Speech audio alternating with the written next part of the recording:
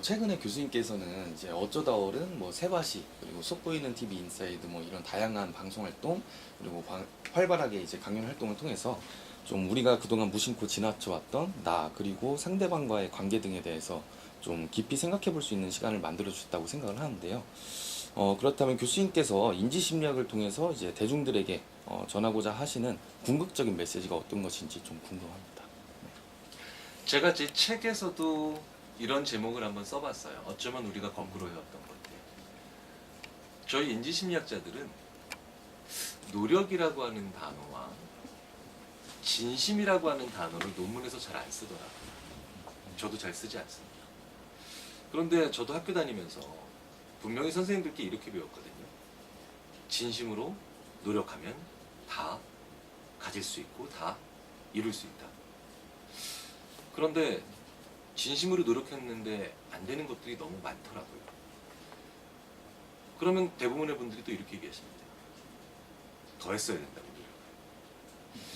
그런데 더 노력하고 더 땀을 흘리라는 얘기는 이제 지긋지긋하게 들었고, 도대체 얼마나 더 노력하라는 얘기인지는 감이 잡히지 않을 정도로 막막합니다. 제가 대학을 다닐 때보다 지금의 대학생들은 훨씬 더 많이 노력하고 있고요. 제가 고등학교를 다닐 때보다 지금의 학생들은 더 밤을 새서 공부를 하고 있어요.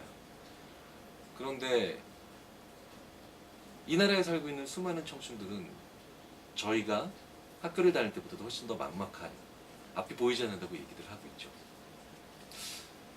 물론 국가가 혹은 제도가, 사회가 해야 될 일도 있을 텐데, 그 과정에서 이렇게 앞이 보이지 않는 이 시대의 사람들에게 더 노력하라는 얘기는 언젠가부터 굉장히 무책임하다는 생각이 들더라고요.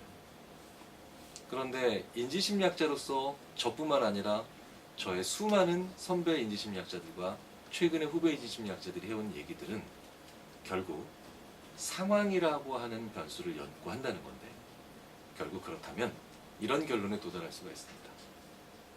A와 B 두 방법이 있을 때 우리는 진심으로 노력해서 A라는 잘못된 방법으로 내 맞기를 오히려 거꾸로 가고 있는 거죠. 왼쪽으로 가야 되는데 오른쪽으로 가면 아무리 진심으로 노력할수록 일은 더 꼬이게 되어 있습니다. 마치 우리가 어떤 병에 마개를 돌려서 따려고 할 때 초반에 너무 힘을 줘서 반대 방향으로 돌리면 그 다음에는 아예 열 수가 없는 병마개가 되는 경우가 있죠.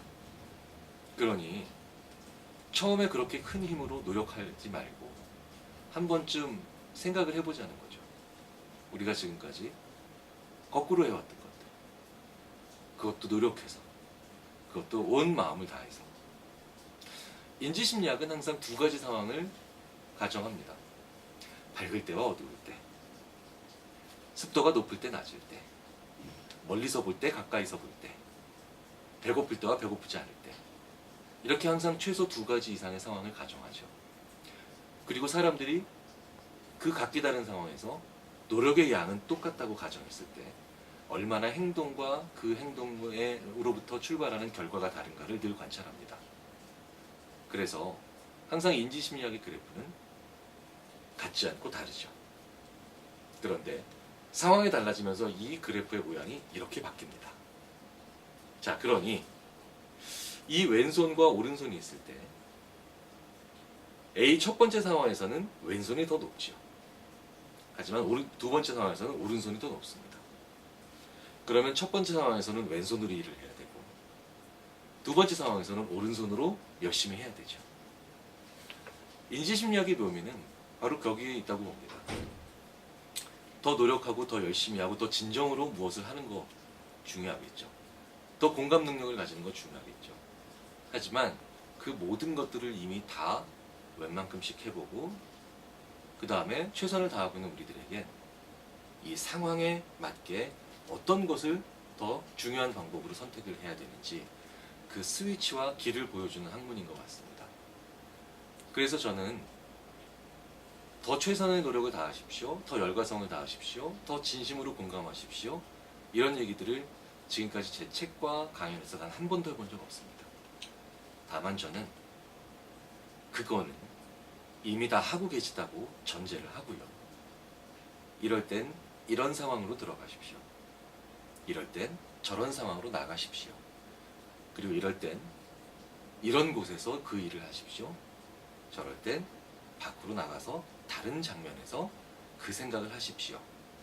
이렇게 우리가 굉장히 쉽게 바꿔볼 수 있는 것들에 대한 단서들을 드리고 있죠.